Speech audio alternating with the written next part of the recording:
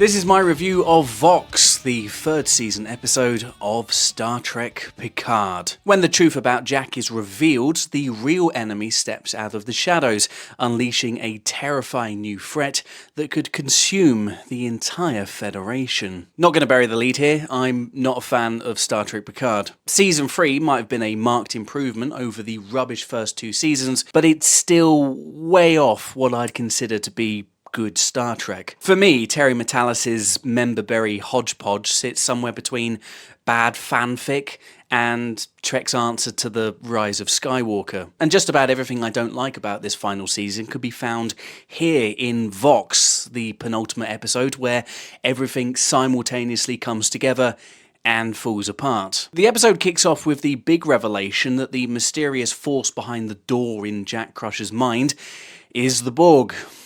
Because of course it is. Look, I get it, the Borg are a massive part of Picard's life, but this is a well the show has gone to in every other season, and for me, that well is pretty much dry at this point. Turns out Jack is some sort of transmitter for the Borg, a legacy weapon of sorts. Probably a good job for them that Picard and Crusher did end up getting it on, I guess. Picard and Jack's exchange is more of the same of what this show tries to pass as hard drama, overwritten and overwrought with some pretty bad performances, particularly from Ed Spielers, who I've found mostly intolerable almost all season. You'd think Jack would take the time to process a revelation that could come with major life-changing implications, but no, the episode has to get us from A to B somehow, so in a bit of plot-driven stupidity, he escapes the ship and willingly sets a course straight for the Borg. From a character perspective, this isn't a great look.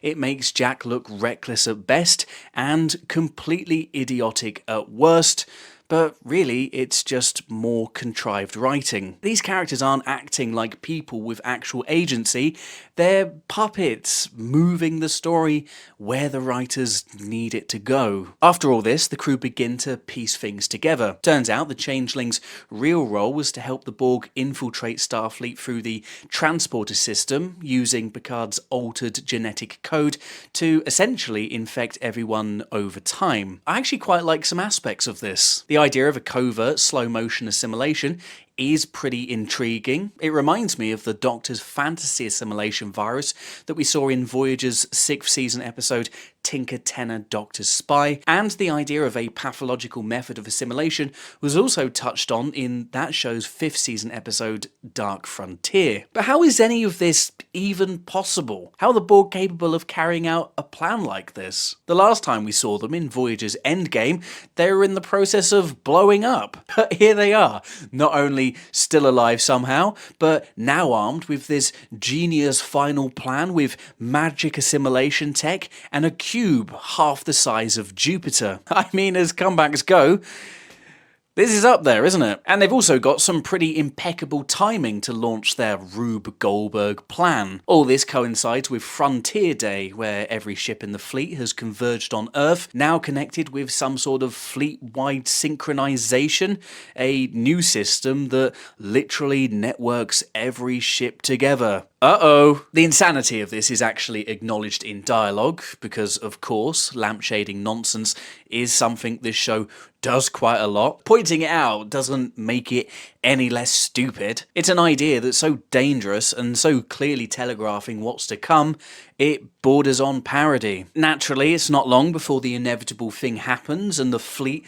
and most of its crew are assimilated. And when I say assimilated, I don't mean the gnarly looking assimilation that led to the Borg becoming the most horrifying enemy in Trek history. No, this is more of that half-assed assimilation that we saw in Season 2, where eyes turn black, and we get some pretty unconvincing CGI veins and stuff like that. It's rubbish. Anyway, there's a catch. Only crew under the age of 25 are affected. Why? Well, because the script needed the old crew to be the heroes, of course. It's a contrivance. It's a contrivance. Amid all the chaos, Captain Shaw, comfortably the best thing about this season, gets killed off. Todd Stashwick Shaw was a great original addition, even if he was inconsistently written, and his death is the bow on that inconsistency as he passes command to 7 of 9. It's a moment that's supposed to feel big and emotional. But let's not forget, this is the same Captain Shaw who spent most of the season antagonising 7, but now he dies with a sudden show of respect. This is just forced sentimentality. There's no feeling of a completed arc. It's not earned. It's just more bad storytelling. The episode comes to a conclusion with the return of the Enterprise D, with Geordi revealing he's been secretly restoring it for decades. I mean, it's a pretty big ship. I'm quite amazed he was able to keep it a secret, but fuck it. Whatever, I guess. Now look, let's say some nice things for a second. The bridge set is beautifully recreated and mostly spot on, and I get why seeing the crew back together on it after all these years is such a crowd-pleasing moment. But this absolutely does not work for me. It's more fan wank, more shameless nostalgia bait that's frankly nauseating in its excess. Worse still, the entire scene obliterates all the urgency and drama the episode had spent the last 40 minutes trying to build up. Think about it for a second. Geordi has just lost both of his daughters, Picard's son has seemingly joined humanity's mortal enemy, and Earth, as we speak, faces imminent annihilation. But yet the crew are just leisurely strolling around what is essentially their old workplace, with lots of smiles and jokes about the carpet, and Picard even touches the plaque. What are we doing here? The galaxy's on fire. Everyone's kids are running around glowing green and murdering people. Why are we talking about the fucking carpet? This scene is the perfect embodiment of all the issues I have with the show. Yes, it's nice to see the old gang back together. Yes, the D bridge looks great, but this isn't it. Picard Season 3, and really Trek as a whole these days, is terrified of moving forward, clinging to the past for dear life. There's nothing new here.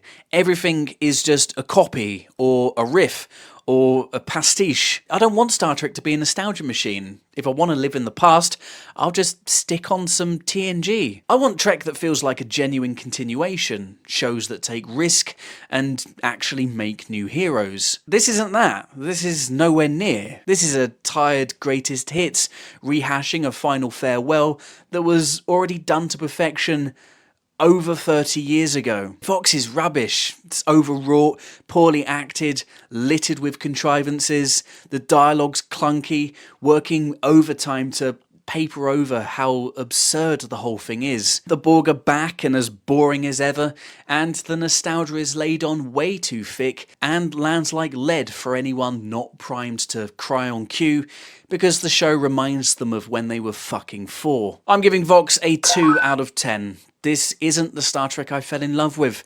It's an imitation. It's that shabby, poorly fitting cosplay uniform you always see at conventions, and the sooner I can review the rest of this stupid show and move on with my life, the better. But what did you think of this episode?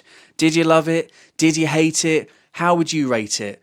Let me know in the comments below. Thanks for watching, subscribe for more Star Trek reviews, and until next time, live long and prosper.